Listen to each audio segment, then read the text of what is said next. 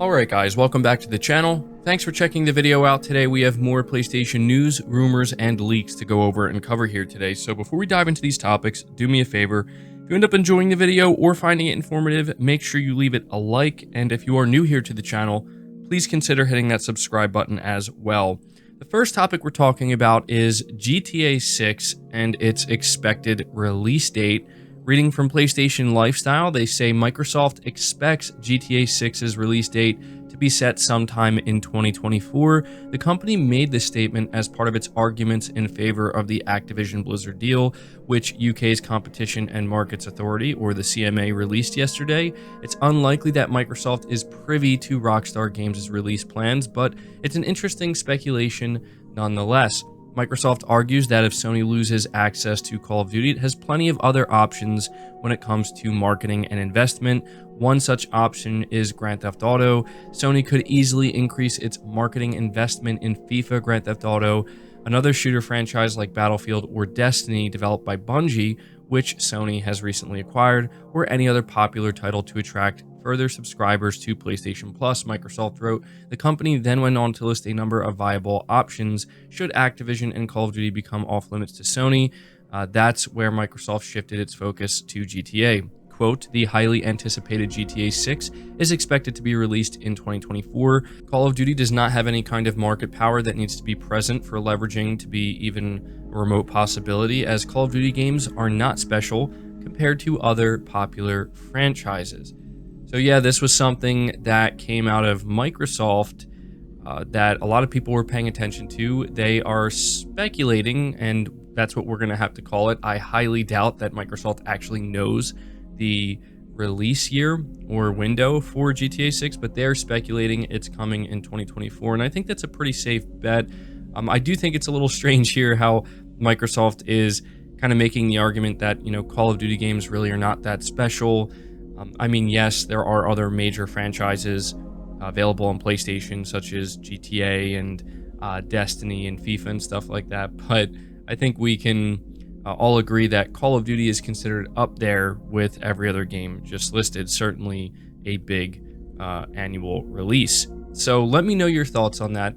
Next up, we have some new details on the Witcher 3 PlayStation 5 edition. Reading from Push Square, it says CD Projekt Red has revealed all kinds of additions and improvements coming to The Witcher 3 Wild Hunt Complete Edition. Just to be clear, this is the PS5 version that's set to release on December 14th. It will be a free upgrade if you already own The Witcher 3 on PS4. There's also a next-gen trailer that they released to get people hyped for this.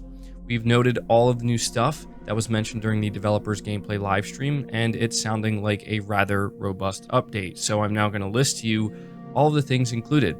Better visuals across the board on PS5, comparable to ultra graphic settings on PC with enhanced assets and character models, a fully integrated photo mode, a new gameplay camera option that positions the camera closer over the shoulder, similar to what you would see in God of War Ragnarok, 2 graphic settings on PS5, performance mode at 60 FPS and quality mode, which offers 30 FPS with ray tracing, full DualSense controller support with haptic feedback and adaptive triggers in gameplay, new controls for sign casting, much faster load times on PS5 when loading your game or fast traveling. The map now has filters, letting you disable or enable certain icons, small gameplay tweaks and rebalancing throughout the game, new walking and running controls, giving you more control over movement speed.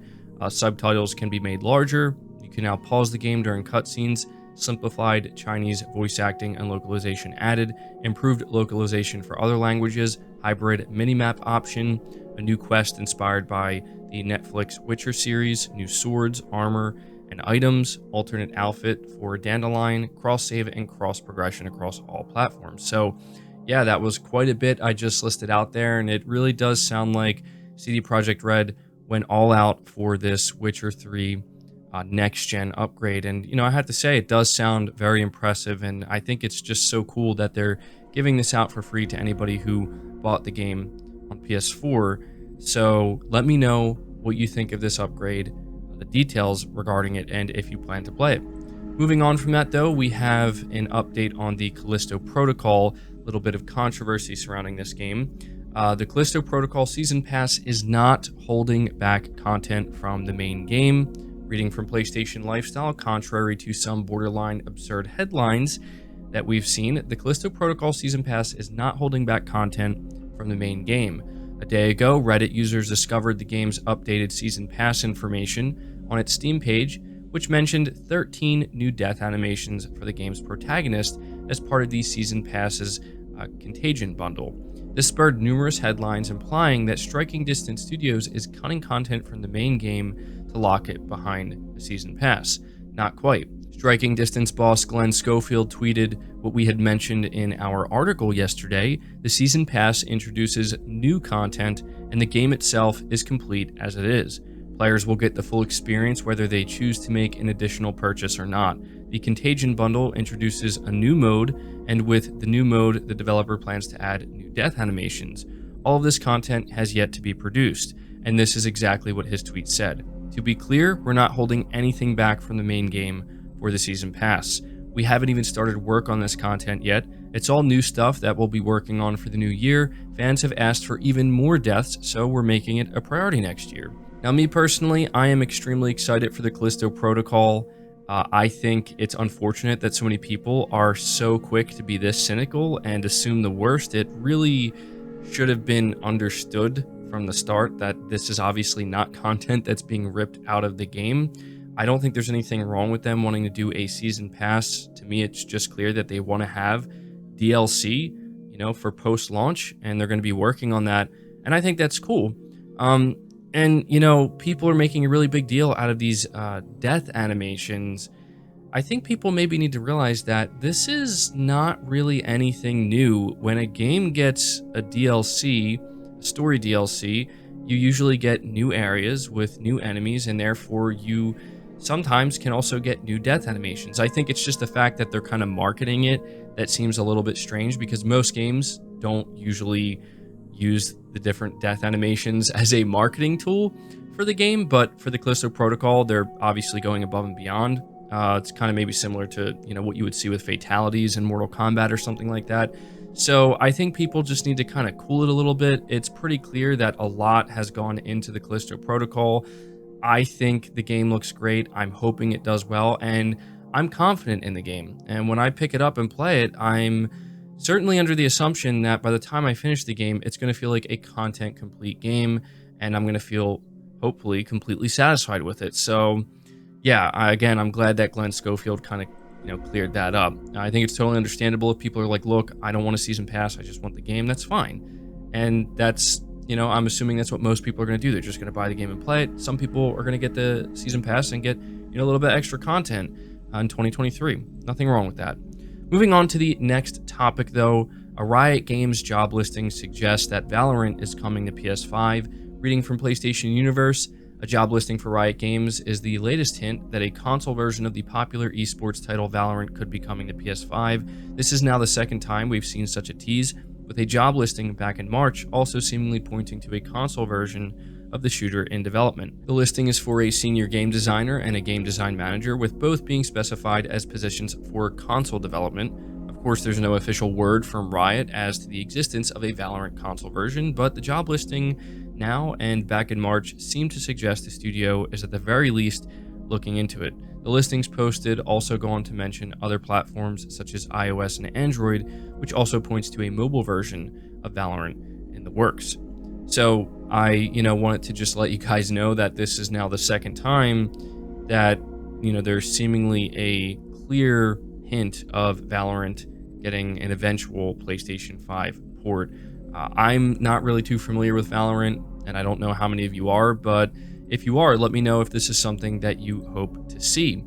Moving on from that, though, we have Shuhei Yoshida letting us know that Dragon Quest and Final Fantasy seemingly changed PlayStation's fortune. Reading from PlayStation Lifestyle, Sony Interactive Entertainment executive Shuhei Yoshida has said that Dragon Quest and Final Fantasy PlayStation releases changed the console's fate. He made his remarks at the big conference in Bilbao, Spain last weekend. As reported by Game Reactor, who was in attendance, Yoshida was talking about the early days of PlayStation at the time when Sega ruled the market and big companies expressed reservations about PlayStation's success. Yoshida recalled working in Sony's third-party relations team when the company approached Squaresoft and Enix, both separate entities in the 90s, who owned Final Fantasy and Dragon Quest respectively. These two RPGs are the biggest IPs in Japan, Yoshida said, according to Game Reactor, and they were talking behind the scenes, things that I cannot tell, but both of them committed to bring their new games to PlayStation. That totally changed the fortune for us, and finally, we had the game that we needed to make PlayStation successful. Sony has since struck a number of successful exclusivity deals for Final Fantasy, including the upcoming Final Fantasy 16, that's set to be released on PlayStation 5 in summer of 2023. And Final Fantasy 14 remains one of the most successful MMORPGs, which is only available on Sony's console. So I just wanted to kind of read this because I thought it was some cool insight from Shuhei Yoshida. He's been with PlayStation since the very beginning. I think most PlayStation fans know who he is, at least if you follow PlayStation relatively closely. And according to him, without Final Fantasy and Dragon Quest in the early days of PlayStation, he doesn't think it would have made it. And these are the two games that he cites as just completely turning it around for PlayStation and giving them the big boost that they needed.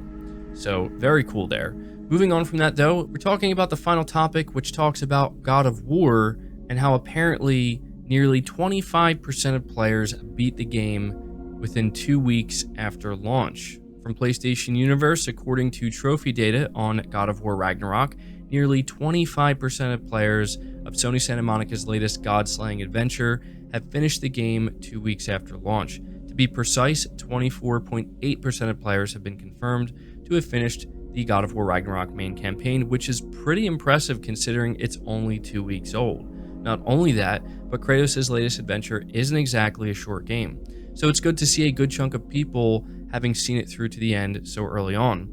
Elsewhere, only a small portion of players have unlocked the God of War Ragnarok Platinum Trophy, which stands at a 3.9% unlock rate at the time of this writing. Throwing in all those collectibles and backtracking is bound to eat up a lot of players' time, so it's not surprising to see so few have unlocked the Platinum yet. And obviously, we just talked about how God of War set a new record for PlayStation, being the fastest selling first-party game ever at 5.1 million copies sold in its first week. And so I wanted to relay this to you because I think this is actually really impressive. It is nice to see just how eager so many players were to complete this game. 25% is a lot, or 24.8%.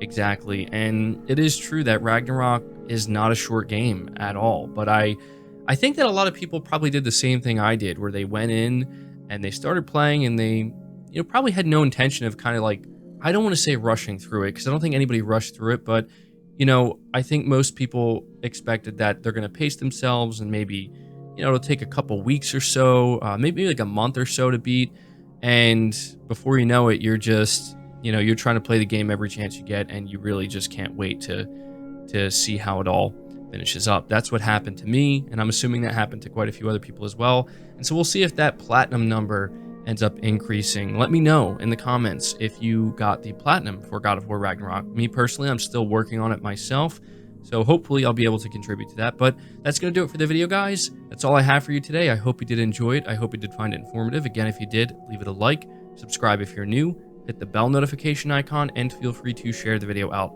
on top of all that. But until next time, guys, take care.